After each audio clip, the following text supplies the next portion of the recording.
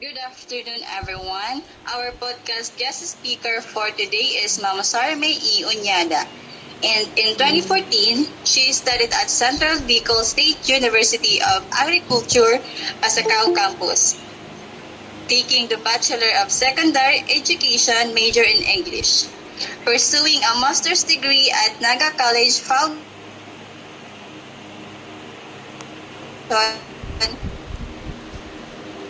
Office CBSUA Pasacao from 2015 to 2018.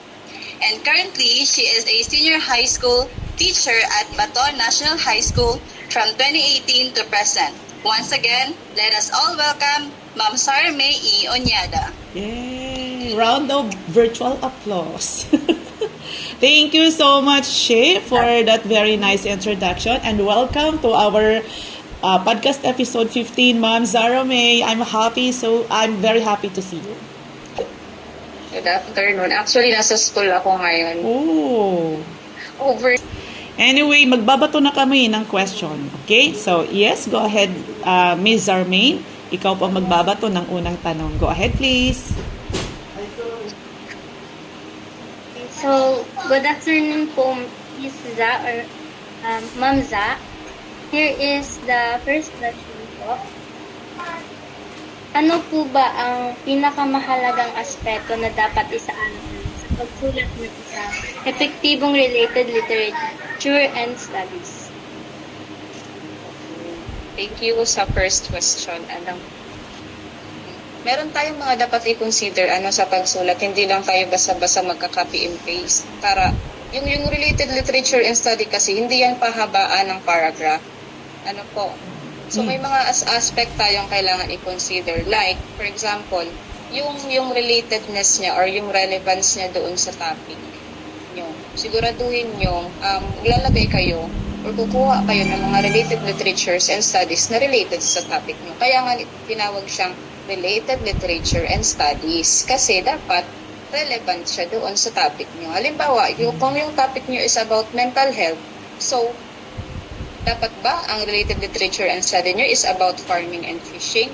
Di ba napakalayo? Kung mental health ang topic, dapat focus tayo doon sa mga aspects or concepts which is under mental health. That is number 1, yung relevance niya doon sa topic. And then pangalawa, yung currency ng isang literature and study.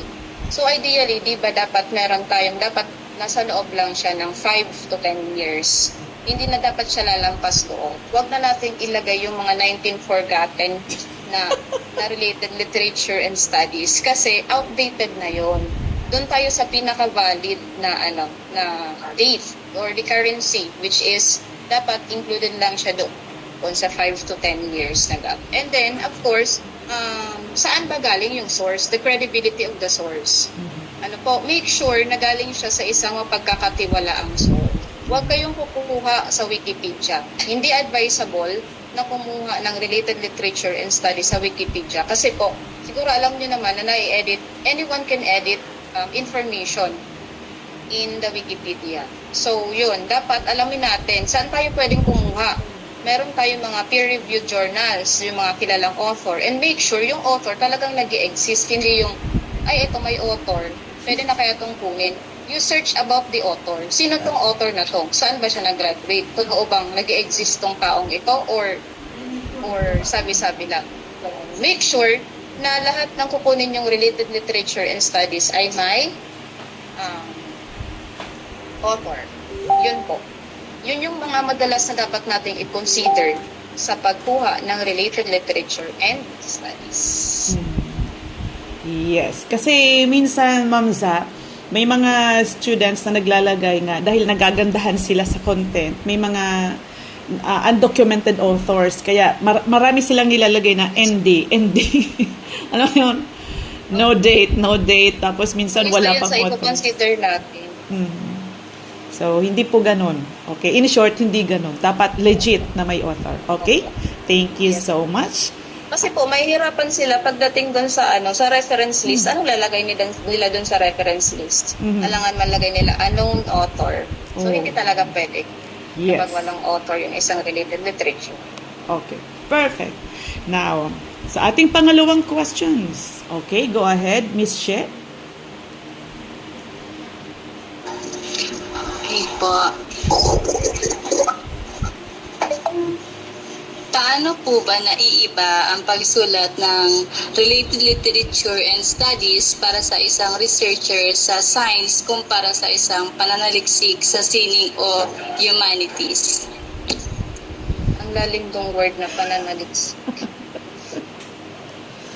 Anyways, paano nga ba talaga naiiba yung pagsulat ng related, or let's say yung focus na lang ng related literature and studies sa isang science research and then doon sa humanities and arts? Ano po, pagdating sa mga science researches, madalas kasi nakafocus sila doon sa methods, yung design na ginamit ng isang research which is under science. So nakasentro sila doon sa data, sa methods and the findings, kung paano naging yung pag-a-analyze nila ng data. And then sa humanities and arts, kasi madalas yung thematic and argumentative purpose doon sa yung argumentative and thematic concept doon sa related literature and studies. Doon sila magkakaiba. Pagdating sa science, nakafocus sila doon sa data or doon sa methods, methodology.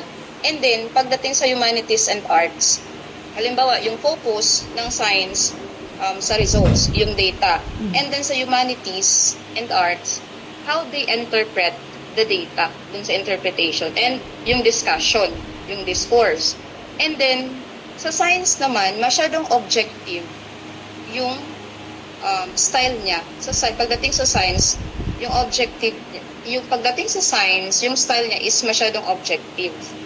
And then, sa humanities and art naman, masyadong critical. Kasi pagdating sa humanities and arts, masyado siyang, gaya siya ng qualitative research na dapat kailangan mong i-elaborate lahat. Yun. And then, pagdating naman sa mga evidences, sa science, empirical data yung kailangan. And then, pagdating sa humanities and arts, yung more on theories and then historical, yung pag-analyze ng mga written documents. Ganun po. Okay. So, meron akong okay po. Thank you, ma'am. Meron akong follow-up question, Ma'am Sa. Kasi ito yung kadalasan na nakikita ko sa mga estudyante kapag nagpapa-mentor sila. 'Di ba? Ang gawa kasi ngayon, ang bago ngayon, yung related literature at related studies, pinag-iisa sila sa isang concept ng related literature, 'di ba? Pero may mga times na inihihiwalay sila. Ito yung part ng related literature, ito yung part ng related studies. So, ano ang dapat nilang gawin? Actually, depende po kasi yun sa format na binibigay ng school. Okay. Kasi po, may mga school na mas gusto nila separate yung related literature and separate din yung related studies. And then meron din pong mga institution na pinag-iisa na lang. Yung chapter 2, isa na lang, isahan yung pagbigay nila ng related literature and studies. But, dapat naka-anchor siya doon sa topic or sa variables that can be found on the title of the study. Ganun po. So, kayo po, hindi ko po kasi alam kung ano yung format na ginagamit mo sa CBSUA. Okay. Kasi yung orientation ko po, sasabihin ko lang yung orientation ko. Yes, Yung orientation ko sa pagsulat ng related literature and study is isahan na lang. Isahan siya. Pero, under siya ng yung mga variables ng topic. For example po, ang study ko is about social media use and effect to the mental health of the students. So, yung first discussion ko pagdating sa related literature and studies, isahan po ito, i-merge natin yung related literature and study, pero by concept. Okay. First concept, first variable na nasa title is social media usage. So, under social media usage, halo na dyan yung related literature and studies. So, ganun po. Yung orientation po. Yes. And then, meron naman pong mga school na by date siya. Kung ano yung pinaka-recent na date, yun yung pina-follow nila. So, ang sagot ko po is, depende po sa institution kung ano yung pina-follow yung format. Okay. Ayun, malinaw yun everyone ha, lalong-lalo na sa mga nag-aabang dyan kasi alam mo ma'am sa, in-invite ko yung aking mga advicees. So sabi ko, you join kasi ito talaga yung gagawin ninyo. Kaya medyo lumapit sila, ma'am, what's the difference? Advice ko, Mhm. siguro mas malinaw, kung wala pa naman po kayong sinusunod na format, mas malinaw na yung sundin natin yung by topic, tapos isahan na lang yung related literature and study para hindi masyadong malito Oo. sa mga reader. At least, may focus siya. Yes, definitely. Okay. Thank you so much. Now, another question. Yes, Ms. Shea, go ahead. Your question po, please.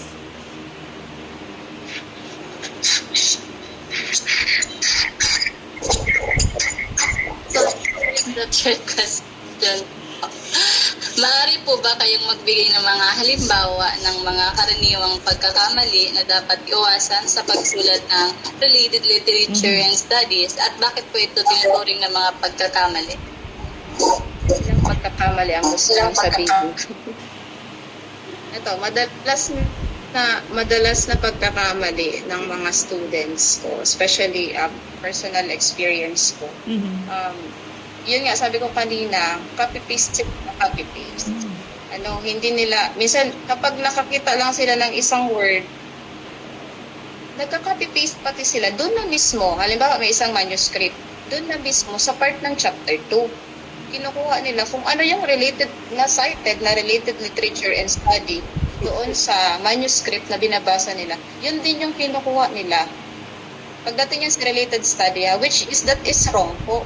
Kasi pagdating sa related study, dapat angkulin natin yung nasa abstract. Mhm. Wag kayong kukuha ng mga cited na related literature. Kumbaga nag-shortcut kayo para mas mapadali yung gawa nyo. Doon na kayo kumukuha sa chapter 2. Hindi dapat yon. So, ang dapat yung gawin, kung kukuha kayo ng mga related studies, babasahin nyo po yung abstract. No need to read the entire manuscript kasi mauubos yung oras nyo. Mhm. Basahin nyo yung abstract ng study. And then kung may question pa kayo, saka na lang kayo mag-proceed. Usually, ang question lang dyan yung about sa methods. So, pag may question kayo sa method, then proceed na lang kayo sa chapter 3. Yun yung isang pinaka mali talaga na ginagawa ng mga students.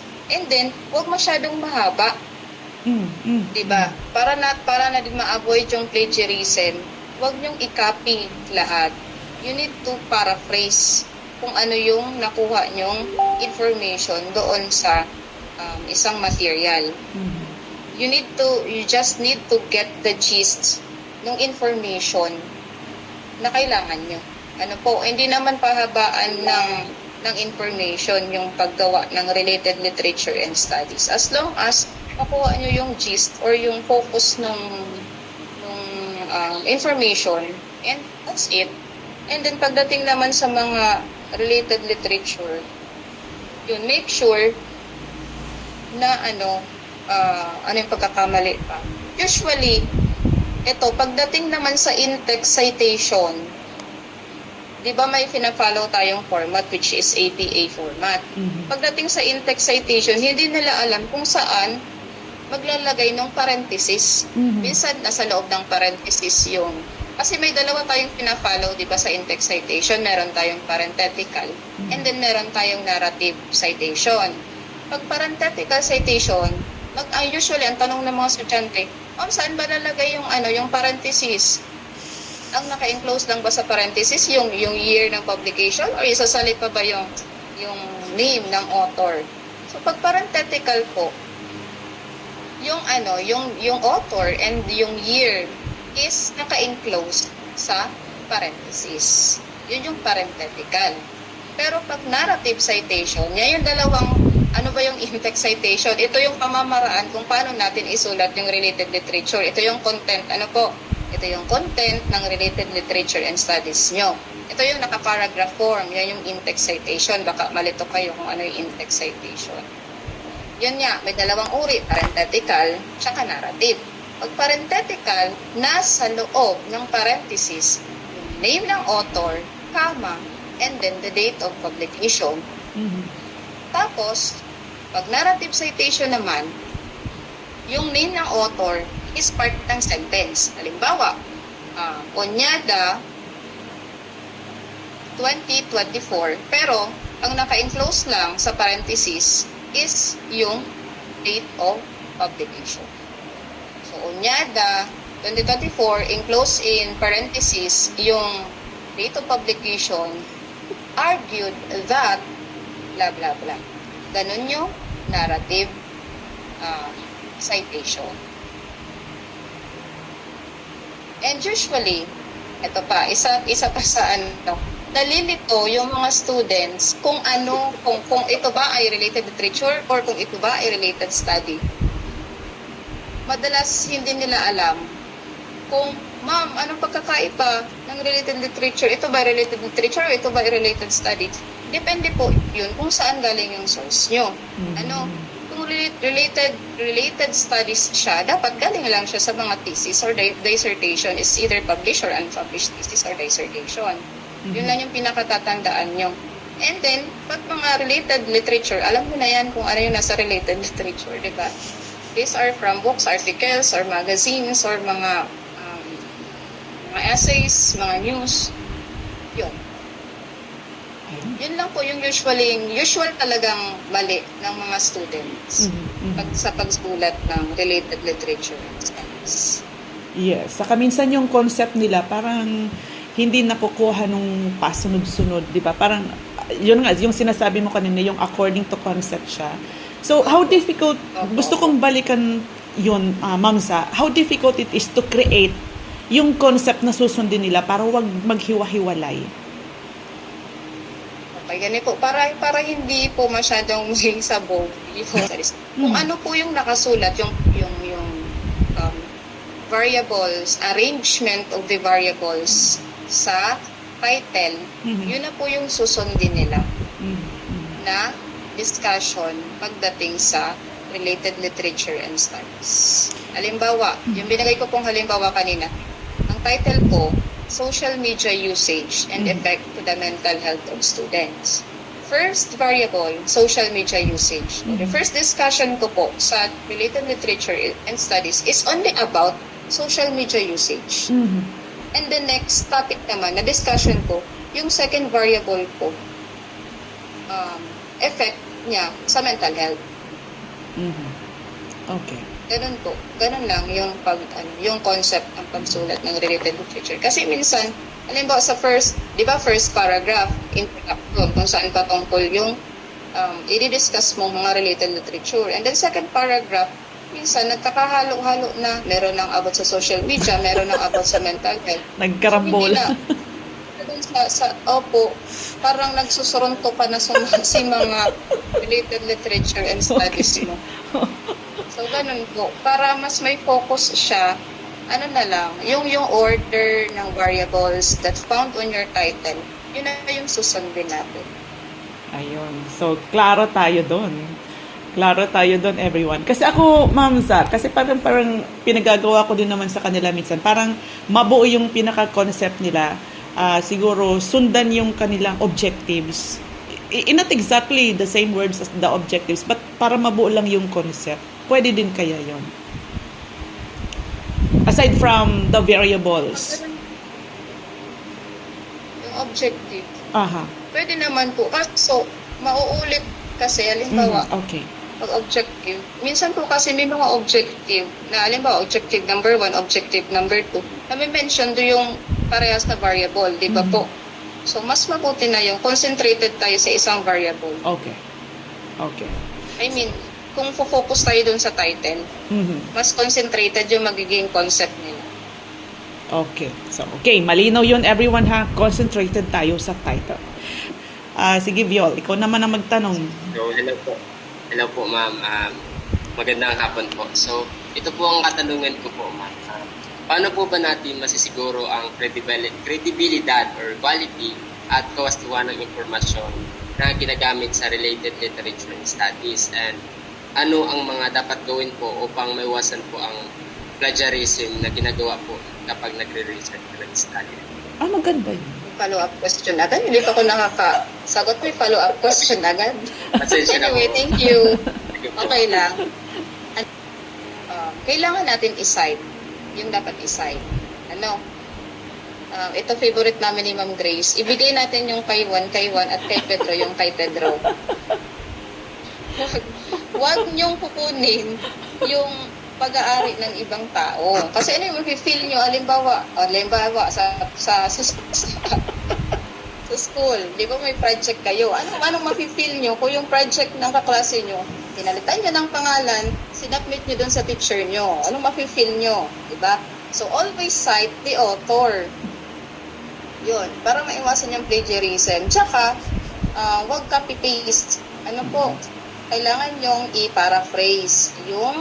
Actually, gamitin natin yung AI sa mabuting paraan. Ang daming AI tool na pwedeng gamitin para ma-paraphrase yung isang information. Huwag yung gagamitin yung AI as part of your katamaran. Gamitin natin yung AI para mapadali at matulungan tayo. Yun. And then, yung first question mo? Paano maiiwasan yung credibility? May question ko po is, paano po natin masisiguro, ma'am, ang quality po or Yung quality. quality na gagamitin po natin sa related literature and studies po. Okay. Para maganda yung quality, syempre, titingnan natin yung reputable sources. Dapat galing sa mga kilalang sources, yung related literature. Tapos, suriin natin sino yung author and always verify the source. Halimbawa, may nakita kayong source, ay maganda yung sinabi nito. Always verify, totoo bang nag-i-exist tong source na to? Or baka in-upload lang ng kung sino dahil sa sobrang bright niya, gusto niya lang i-upload, pero hindi naman credible yung source. And then, of course, may sapat bang authority yung author? Totoo bang nag-graduate siya sa ganitong university? Totoo bang nag-i-exist itong taong ito? And then, pagdating naman sa accuracy, dapat yung accuracy dapat tama siya. Or halimbawa, nakakita kayo ng information, always make sure na hindi lang titingnan nyo kung na-cite din ba siya ng ibang researchers. Lalong-lalo na sa mga related studies, di ba? Pag nag-search kayo ng related studies, makikita nyo doon sa site mismo kung ilan yung nagbasa ng research niya. So, yun. Currency, of course. Sabi ko nga kanina, siguro hindi mo yun naabot kanina. Yung currency, dapat napapanahon. Meron tayong valid lang na date or year. Kung kailan valid yung isang source. And then, of course, yung relevance ng isang related literature sa topic mo. Hindi ka naman dapat maglagay ng irrelevant information doon sa pagsulat ng related studies and related literature. Don't get relevant information para maidagdag lang, para mapahaba lang yung discussions mo ng related literature and studies. True. Bear in mind na ang ginagawa mo ay related literature and studies. Hindi siya essay contest na pahabaan. Dapat related or relevant doon sa topic mo. Accurate. And then, galing siya sa mga reputable sources and always verify your source. Suriin yung author, nag-exist ba yung author, totoong tao ba to, o hindi. Yun yung mga kailangan natin, yun yung mga dapat na alam natin para ma-sure natin na may credibility or tama ba yung nasa-site natin na related literature and studies. Yun po. Okay, so mahaba-haba yon. Pero at least nasagot yung tanong mo, Viol. Ako may follow-up question ako. Hindi naman siguro ito follow-up question. I-insert ko lang kasi most common question ito ng mga bata. Ma'am Anya, ilan ba dapat na related literature dapat meron ang isang study?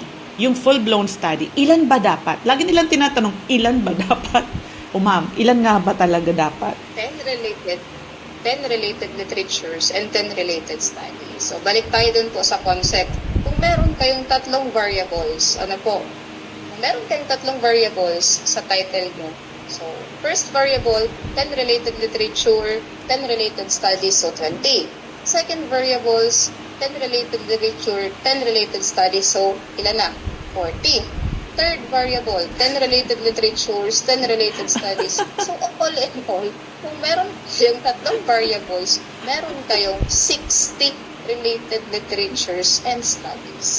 Ayun. Malinaw yun, everyone, ha? Tama ba, ma'am, sa yung concept na the more related literature, the more na strength, the more na magpapakita ng strength yung isang study? Yes po. The more related literature or studies, the more na malakas yung claim ng research mo. And hindi lang siya for the sake of discussion sa chapter 2. Tandaan nyo that your related literature and study, you will use that on your discussion sa chapter 4. Yes, Diba? definitely. Ililink nyo yung findings or results or discussion sa chapter 4 doon sa related literature and studies na nakuha. Yeah. Okay. Yes. Thank you so much, Ma'am Za. How about you, Za? Go ahead, Zarmaine. Ang gusto ko lang pong itanong is yung kung nararapat po ba siyang gamitin. Kasi kung iba po yung nag-publish at iba po yung author, alin po ba ang dapat gamitin doon? Yung mga publications Yung siguro, author. Ma'am Za, yung mga journals, sa journals. Opo. Hindi ba, isa-cite natin yung author. Kasi yung publication, nalagay natin yan dun sa reference list, sino yung nag-publish. Pero, pagdating doon sa in-text citation, ang kukunin natin is the author. Kasi siya yung may authority doon sa information na yun.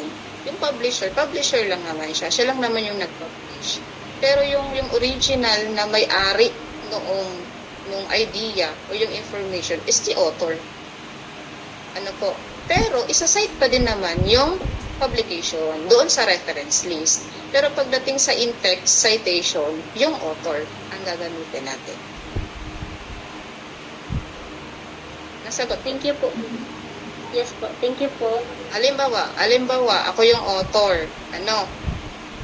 Tapos, ang nag-publish, meron pa dyan example para ma-clear talaga natin. Yung na-encounter mo.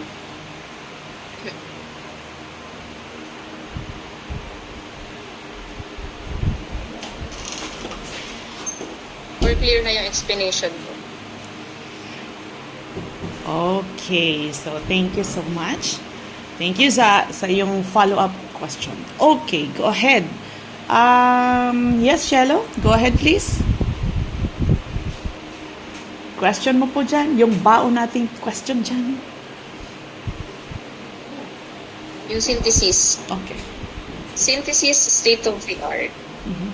Kung ano yung mga pagkakaparehas and difference nung, halimbawa, yung mga group of studies, ano yung pagkakaparehas niya at ano yung difference niya doon sa study mo.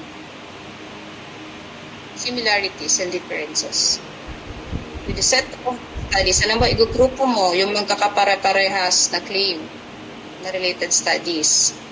And then, didiscuss mo din ano yung pinagkaiba niya doon sa present study.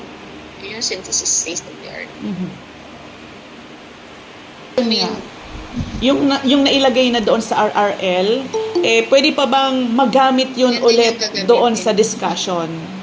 Like, di ba, may introduction, minsan naglalagay tayo ng citation sa introduction, chapter 1, chapter 2. Pwede pa rin ba daw na magamit yung concept na yun doon pagdating sa discussion kung gagamit ulit ng citation? Parang, sa discussion. sa discussion. Sa chapter 4, oo. Or, for example, yung sa ginamit na introduction, gagamitin sa RRL, parang ganon. Parang gagamitin siya sa different parts. Will it be wise? siguro hindi siya pwedeng gamitin. Hindi siya pwedeng gamitin na, kasi kung ginamit mo siya sa introduction, hanap ka na lang ng ibang mas mas pwede mo pang gamitin sa discussion mo. Ano? Kasi yung gagamitin natin sa discussion, yung cited natin na nasa loob ng chapter 2. Ano po? Tapos, yung nasa chapter 1 naman, that is a separate discussion dapat. Okay. O yun, malinaw yun ha. Hindi 2-in-1. Ganun Pwede siyang, halimbawa, pwede siyang same author, Yeah. pero siguro, ibang discussion naman yung sinabi niya. O yun, malinaw din yun, Zar. For example, tama ba, Ma'am Za, yung pagkakagets namin? For example, isang author, si Bandura, nag-talk siya ginamit yung authorship niya doon sa introduction, like, yung sa Bobodal niya. And then sa part 2, same author, same reference, pero iba na naman na concept. Pwede yun. Ibang discussion, opo, ibang concept, opo. Pwede yun. Ayun. Okay, so sige. Thank you. Very good naman yung question ni Zarmaine kasi parang yun din ang mga question palagi na itatanong din ng mga estudyante. At yan, syempre, the last but not the least na question. Go ahead, Viol. Ang tanong ko lang po, ma'am, is ano po ba ang tip na may bibigay mo po sa mga students po na kagaya po na gumawa ng chapter 2? Tip. Yung tip na maibibigay ko, kailangan focus lang kayo doon sa topic nyo. Ano po? Huwag kayong kukuha ng mga related literature and studies na hindi naman related sa topic. Para hindi kayo masyadong maguluhan, yun nga, kailangan meron kayong concept or theme sa pag-discuss ng related literature and studies. Para hindi masyadong maging magulo yung discussion ng related literature and studies. Dapat meron kayong meron kayong concept, tapos lalagay nyo doon yung mga iba't ibang related literature and studies and every concept of your topic. Okay. Yun, take note. Every concept of the topic. Thank you.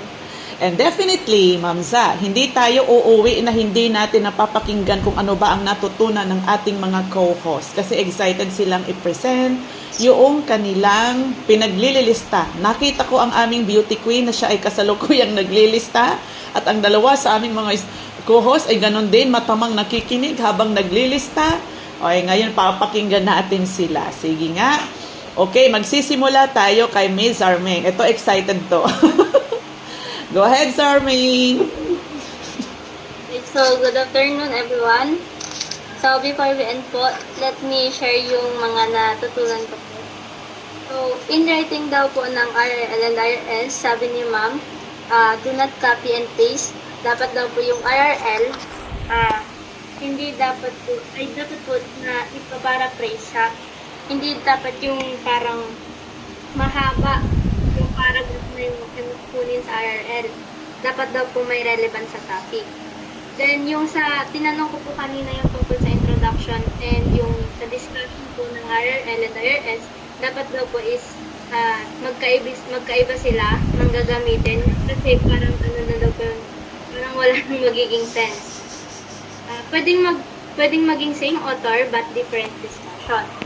And yung sa currently and RRL po is dapat 5 to 10 years ang kunin mo po na RRL or RRS kung gagamit ka po nito sa iyong research study. Then yung credibility of the source, kailangan din pong kailangan daw pong kunin because kung hindi po reliable tulad ng Wikipedia, ang mangyayari po is parang magiging weak po yung claim or yung support ng ating thesis. Then yung sa science research naman po, nag-focus daw po yung research natin empirical yung sa objective, sa methods and findings, while sa humanities and arts naman po yung semantic and argumentative concept, results and findings sa discussion, and yung critical po, which is yung sa historical analyzation din. Then yung sa ano daw po, yung so, yung depende daw po ma'am yung sa format, depende daw po sa format ang separation ng RRL and RRS by topic and by date po yung pag-arrange. Yan, halimbawa naman po ng pagkakamali sa paglagay ng RRL and RRS, yung copy-paste nga po na tinutukoy natin lahat. Tapos na, alam ko din po na meron palang dalawang uri ng pag-cite, which is yung parenthetical and narrative. Ang alam ko lang po kasi noon is yung kapag nag-cite ka na ng author mo, yung sa year niya, yun lang po ang ilalagay mong nakaloob sa parenthesis. Yung pala, meron pa din another way. Then yung sa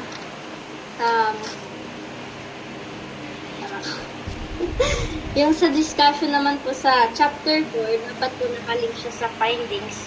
And depende daw po sa pagsulat ng concept, ang introduction.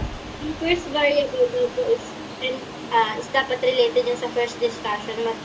And malagay ka ng mga legal basis mo. Same is din po yung mga credible sources and yung author. Kasi dapat daw po yung author is talagang nag-i-exist, hindi lang po gawa-gawa or AI.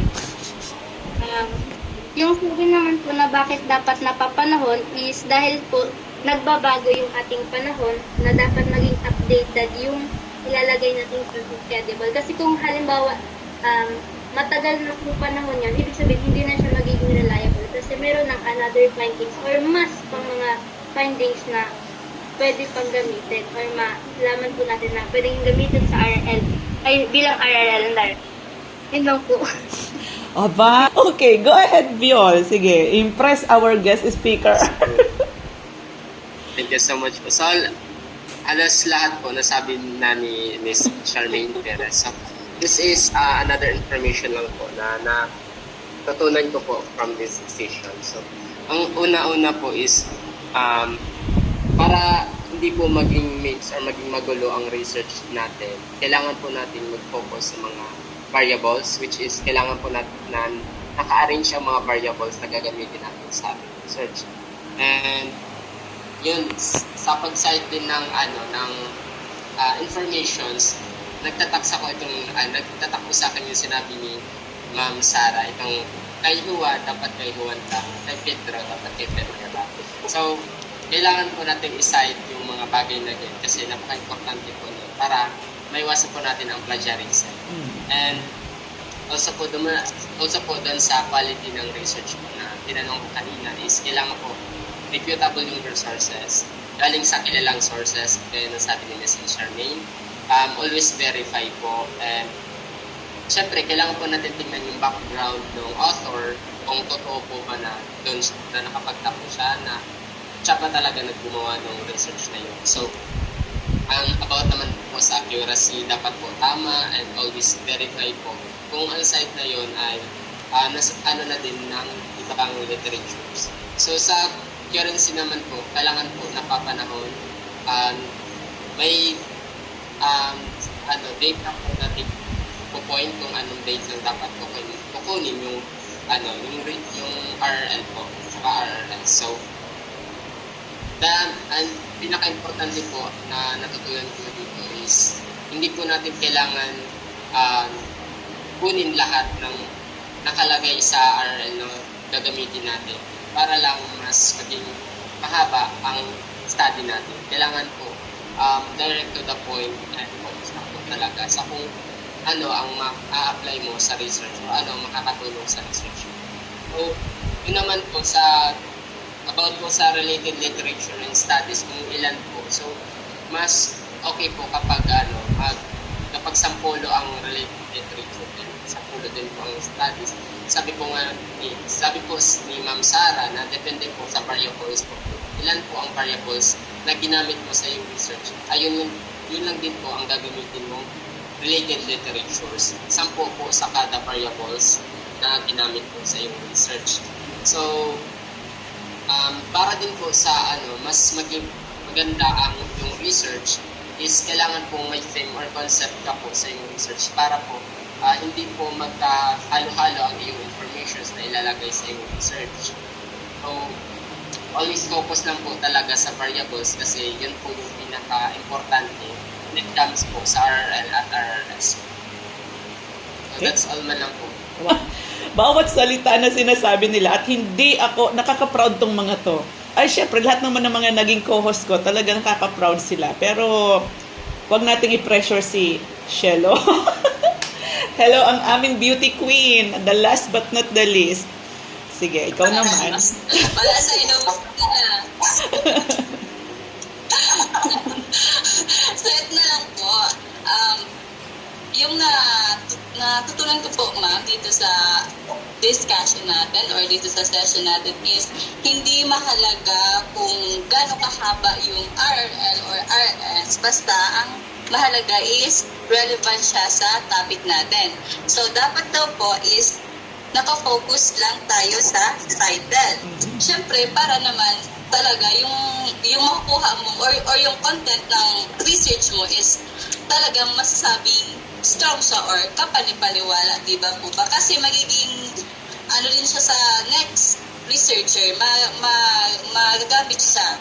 Di lang student, of course, ng teachers or yung mga ano din na pwede siyang mag-going base sa paggawa ng ano nila research po. And doon naman po, dun sa paggawa, dapat sampo lang yung RR. Sampo dapat RS, tapos din sa RL. Tapos mas maganda daw kung mas madami yung makukuha kasi para ma-support yung claims mo. And then, about din po dun sa synthesis of the art, ito daw po yung pagkakaparehas and pagkakaiba. Dito mo daw po yung parang sineseparate mo yung pagkakaparehas at pagkakaiba ng RS or RL po ba yun? Tama po ba yun, ma'am? And then, dapat daw din po sa pagkuha ng RL and RS, hindi siya yung parang ika-copy-paste mo lahat. Kasi, di ba? Dapat, syempre, kapag gumukuha ka ng ganon, dadagdagan mo naman siya or parang babaguhin mo po. Pero dapat yung content niya is andun pa rin. I mean, yung mga words na gagamitin mo, dapat iba na din naman po. Pero dapat yung content andun pa rin po siya. And yung pinaka-natutunan ko po, sa paggagawa ng RRL and RNS, mahalaga po talaga na dapat po talaga na masusupport niya yung claims and dapat din na maging makatotohanan at relevant po siya. Hindi po siya pwedeng maging irrelevant kasi pag dating po sa last part is parang hindi tutugma-tugma yung findings. Na lang po. Thank you. Okay, yes. Thank you so much. Alam niyo yung reason, talagang showdown na to. Ma'am Za, makikita mo ang galing ng aking mga co-host. Proud ako sa mga to. At doon sa mga nauna pang mga co-host. Galing nila. Thank you so much. And your last words for us today, Ma'am Za?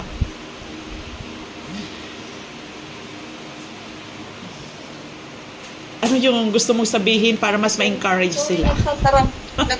Nagtataram na ako, naka-off mic na lang ako. Go ahead. Just continue your passion in doing the research kasi madaming opportunity sa research. Madami kayong opportunity na makukuha sa research. And then, yun nga, sabi ko kanina, just continue being curious, just continue being dedicated, and continue to pursue your passion in doing your research. It's a discovery of truth and sana makita nyo kung ano man yung gusto nyong makuha. Kaya nagre-research kayo, ibig sabihin may gusto kayong isolve. Sana ma-solve yung mga problems na gusto nyong ma-solve. So yun lang, just continue your passion in writing.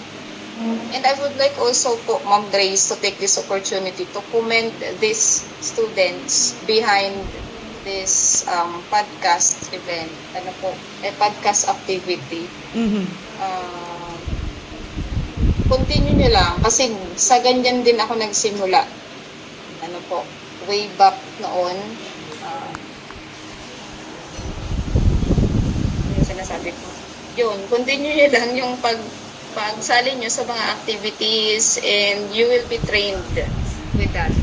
Pagdating nyo sa field, talagang pagdating sa field, madaming gagawin, madaming expectation, but at least you are now learning. Yun lang. Okay. So with that, Thank you so much. And of course, before we leave, magkaroon po muna tayo ng photo opportunity.